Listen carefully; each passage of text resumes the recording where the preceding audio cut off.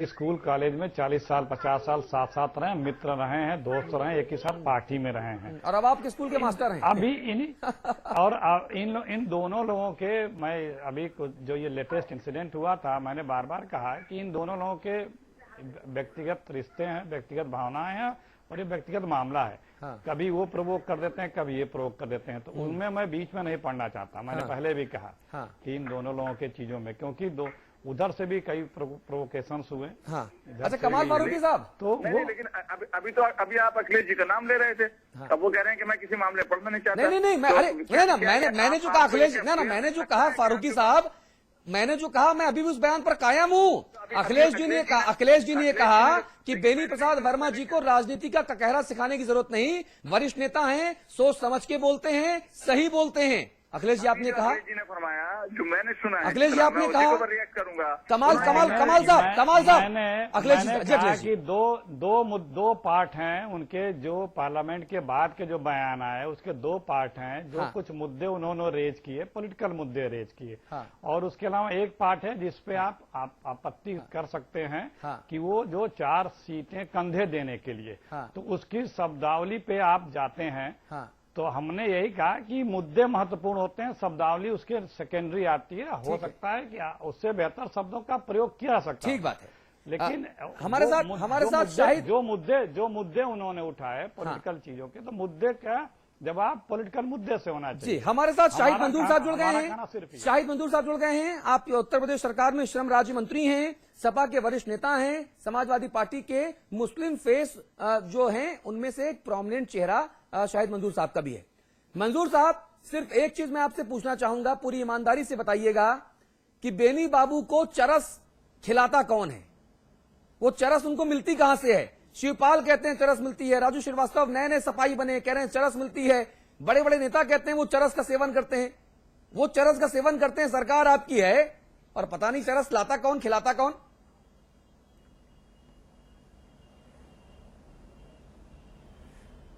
अच्छा, मुद्दा खाने का है या मुद्दा लेने का है? आप बताइए, आपके पुराने सहयोगी, पुराने मित्र हैं आपके। कहां से अवेलेबल है, इस बात की चर्चा है या नहीं? नहीं, मुद्दा ये है कि चरस खाते हैं या नहीं खाते, कहां से अवेलेबल होती है उसके तो बाद की बात है। अब जो बयानात उनके आ रहे हैं वो एक सामान्य व्यक्ति के बयान नहीं हो सकते।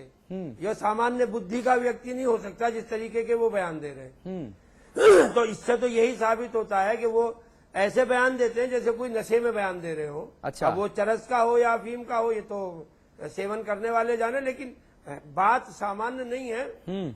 बात तो कुछ ना कुछ नशे की अवश्य है। अमिताभ मित्र जी, मैं आपको लेकर आना चाहूंगा। देखिए, ये बहस अभी दूसरी दिशा में भटक रही पूरी। हमने ये विषय इसलिए नहीं चुना, बेनी क्या बोले ये जग जान चुका, मुलायम सिंह का रिएक्शन दुनिया जान चुकी, सोनिया गांधी का रिएक्शन दुनिया जान चुकी, जनार्दन द्विवेदी का रिएक्शन सुन चुके, कमलनाथ का स्पष्टीकरण सुन चुके। उसके रिपीटिशन के लिए चर्चा नहीं रखी थी।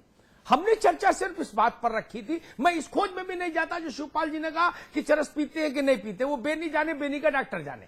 वो चरस पिए, अफीम खाए, उनको स्वास्थ्य अपनी चिंता खुद करेंगे, या मुलायम सिंह जाने, वो हमारा विषय नहीं। ये बहुत जाने तो अखिलेश यादव जाने, मुख्यमंत्री के नाते देखें कि भाई कहीं तस्करी का मामला तो नहीं।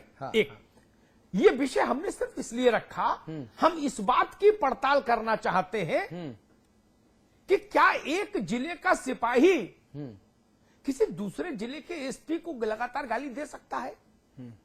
अच्छी बात है।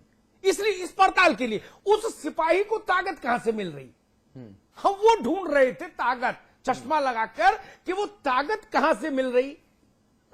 बेनी बाबू को 50 साल हो गए होंगे राजनीति में, लेकिन 25 साल एक पत्रकार के नाते बेनी जी को देखते हुए मुझे हो गए।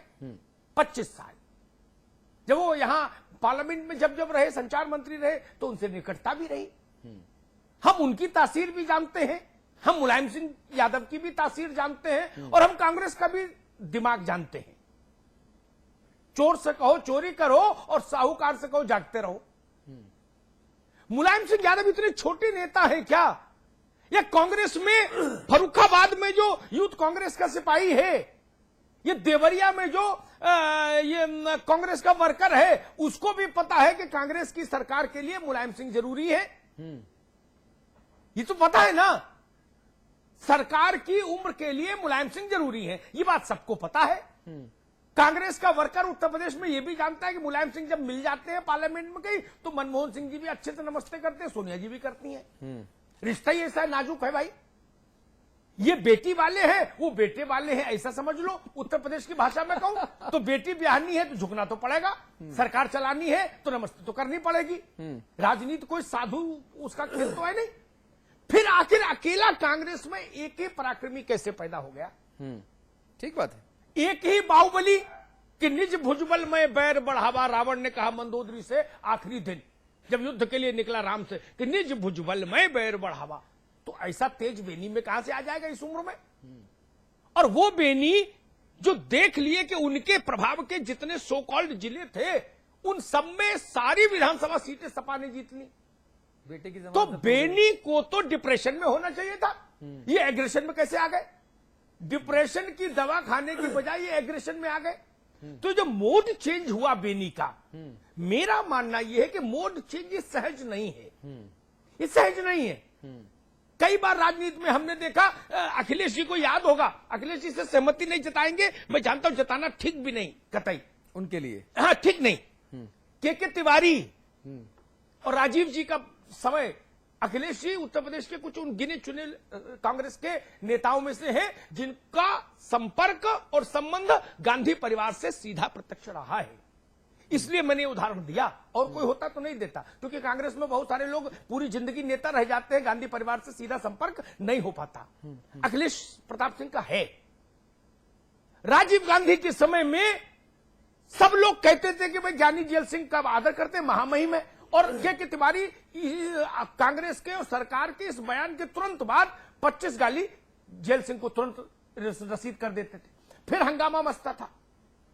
फिर लेकिन न के तिवारी माने और न कांग्रेस ने माफी मांगना छोड़ा, खेत जताना छोड़ा। तो ज्ञानी जेल सिंह ने बाद में क्या कहा था, वो जुमला मैं यहां नहीं दोहराऊंगा। ये वैसी स्थिति मुझे कुछ के तिवारी टाइप मामला लग रहा है, क्योंकि मैं सब कोणों से मैंने समीक्षा करके देख ली उत्तर प्रदेश की राजनीति की, देश की राजनीति की। बेनी में ये जो तेज आया कि हम न मरे मरिए संसारा, हमका मिला जियावन हारा। अगर मुलायम सिंह की बात कहते तो ठीक है, रामगोपाल अगर ये बात कहते हैं कि जो अपने बच्चे की जमानत नहीं बचा पाया वो आदमी कह रहा है कि हम राहुल गांधी को प्रधानमंत्री बनवाएंगे, बताइए। अरे वो आदमी कहे हम राहुल को प्रधानमंत्री बनाएंगे जो 10-20 सीटें जिताने की हैसियत तो रखे यार अखिलेश जी। आज की तारीख में मुलायम सिंह और मायावती इनके फोटो पर एमएलए और एमपी जीत जाते हैं। ये जिसके माथे पर रोली चंदन लगा दे वो एमएलए, एमएलसी और राज्यसभा और लोकसभा का मेंबर हो जाता है। बेनी बाबू तो अपने उस लड़के को नहीं जिता पाए जिसके वो बायोलॉजिकल फादर है।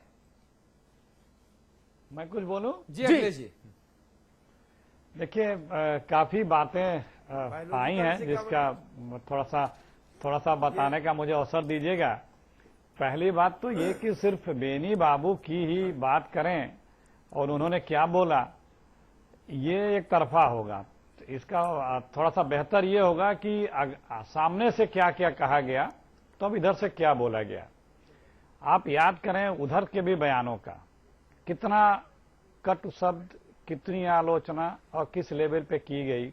धोखेबाज नहीं पार्टी जी। अखिलेश जी जी जी अखिलेश जी, हाँ बोलिए, मैं चुप हो गया। मैं बोले आप। आपने कहा कि सारे बयानों को देखें। ये जो अखिलेश जी, ये जो बयानों की शुरुआत हुई, जो ये खराब बात करने की शुरुआत हुई, ये किसके दिमाग की उपज है? मसला जो अभी अमिताभ जी कह रहे थे वो मसला ये है कि ये शुरुआत किसने करी, ये कांग्रेस के किन लोगों की उपज है। मसला ये है जो अमिताभ जी पूछना चाह रहे हैं। हम बता रहे हैं कि शुरुआत तो उन्होंने ही करी, वही सब बता रहा हूँ। नहीं देखिए आपको एक तरफ के बयान याद है, आपको एक तरफ के, अब आपकी बात मैंने सुन ली, आपको एक तरफ के बयान याद हैं। हमारा मुलायम सिंह जी का नेशनल इंटरेस्ट में पिछले 15-20 सालों से रिश्ता है, समाजवादी पार्टी का और कांग्रेस का। यूपी में भी हमने कई बार समर्थन उनको दिया है, दिल्ली में भी दिया है, उन्होंने हमको दिल्ली में दिया है। वो व्यापक इंटरेस्ट है, सेकुलरिज्म की बात है, हम लोग की विचारधारा है कि हम लोग सेकुलर फोरम, सेकुलर अम्ब्रेला के नीचे पॉलिटिक्स करते हैं, इसलिए हम लोग साथ रहते हैं। कोई न उन्होंने हमें सरेंडर किया, न हमने उनको सरेंडर किया। विचारधारा के नाते हम लोग साथ रहते हैं मुद्दों पे, ये उसमें किसी को गलतफहमी नहीं होती। और उनका सम्मान है, उनका सम्मान है, वो हमें इसलिए हमें बात हो जाने दें प्लीज।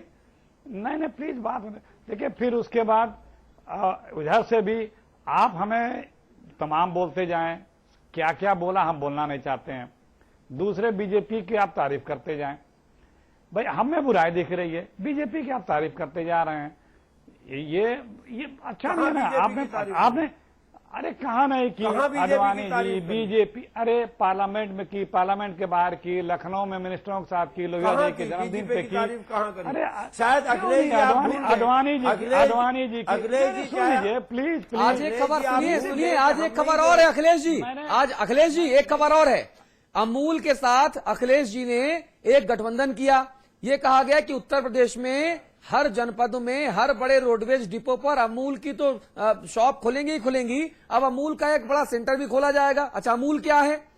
अमूल मोदी जी के गुजरात का है, जिसके बारे में कहा जाता है, जिसके बारे में सुनिए ये संकेत दिया जा रहा है कि देखो हम कितने मजबूत हैं। देखिए ये हालांकि गुजरात से आप इसको जोड़ के देख रहे हैं, मैं इस पे दो बातें बताऊंगा। असेंबली में भी ये बात उठी थी कि अमूल को अगर आप यहाँ मजबूत कर रहे हैं, जिसको आपको पराग को मजबूत करना चाहिए, ये बात असेंबली में उठी थी, मजबूत यहाँ बहस भी हुई थी कि पराग हमारा यूपी का है, अमूल आएगा तो पराग मार्जिनलाइज हो जाएगा, हमें पराग को मजबूत करना चाहिए। पहले हमारा डेयरी सिस्टम यूपी में बहुत वीक है, उसे फ्लरिश करना चाहिए। हमारा दूध का उत्पादन भी घट रहा है, वहाँ पे जो तमाम सिस्टम है डेयरी के लिए, प्रोक्योरमेंट हो या रेफ्रिजरेशन हो, ट्रांसपोर्टेशन हो, अच्छी लग रही है ना। आप लोग कुछ भी कहते रहे। दूसरी बात, इसे मोदी से मत जोड़िए। मोदी ने इसमें एक चम्मच दूध का भी उत्पादन नहीं किया है। ये श्वेत क्रांति जो इंदिरा जी के समय आई थी, कुरियन की देन है। मोदी के समय एक चम्मच भी दूध का उत्पादन नहीं बढ़ा है, ये ऑन रिकॉर्ड है। और मैं कई बार इस बातों को कह चुका हूं, जब मोदी जी ने दिल्ली में बोला था। तो ये मोदी जी की देन नहीं है, ये कि पराग अमूल मोदी जी की बदौलत है। ये गुजरात का जरूर है, गुजरात की जनता का। हम चर्चा के आखिरी पड़ाव में आ गए हैं। चर्चा में बेनी बाबू के पीछे कौन? सवाल भाई, बेनी जी को कौन दूध पिला रहा है? मैं एक मिनट वही मैं बता रहा हूँ। अभी एक और बात हुई कि जो अपने बेटे को जिता ना पाए, वो कैसे इस तरह की बातें करता है। देखिए पॉलिटिक्स जो है वो कोई मल्टीनेशनल कंपनी का बैलेंस शीट नहीं है। मैं आपको उदाहरण दे रहा हूँ बड़े सम्मान के साथ, उसको अन्यथा कोई न ले। अखिलेश यादव जी जब अपनी लोकसभा छोड़े तो उनकी बाई इलेक्शन में उनकी पत्नी डिम्पल जी हार गई, लेकिन ऐसे दिन आए कि वो अनअपोज हुई। माननीय मुलायम सिंह जो असेंबली की अपनी सीट छोड़े, वो वहां हारे असेंबली में, वहां के जिला पंचायत ही लोग हारे। लेकिन देखिए राजनीति फिर पलटी खाई, स्वीप किया यूपी को। तो ये मान लें कि हम अपनी बेसिन की सीट अगर हार गए तो हम क्या भविष्य में राजनीति नहीं कर पाएंगे? ये पॉलिटिक्स में ये आकलन नहीं चलता, बैलेंस शीट ये नहीं चलती है। अगर इसी का आधार माने तो 226 सीटें फिर नहीं आनी चाहिए थी समाजवादी पार्टी की। तो ये मान लेना कि बेनी जी का बेटा हार गया तो इसलिए हार गया, तो वो ये हमारा मानना है। हम जो सोचते हैं कि ये पॉलिटिक्स में ये नहीं चलता, कब किसका समय किस तरह से आ गया, जनता किसको अर्श पे बिठा दे, किसको फर्श पे बिठा दे, उसका जो है कोई। अखिलेश जी, शाहिद मंदूर साहब से जरा उनका आखिरी कमेंट जान ले। शाहिद भाई, आप जरा जल्दी से रैप अप कर दीजिए और जवाब दे दीजिए, क्योंकि काफी देर से हम आपका इंतजार कर रहे थे। हमारी आपकी जो ये मुलाकात है बहुत देर में हुई, इसलिए आपके पास वक्त थोड़ा कम है। जी जी जी जी हेलो जी, अखिलेश भाई ने बहुत सारी बातें एक के बाद एक कही हैं। आप अगर जवाब देना चाहें तो दे सकते हैं, 2 मिनट आपके पास हैं। हाँ,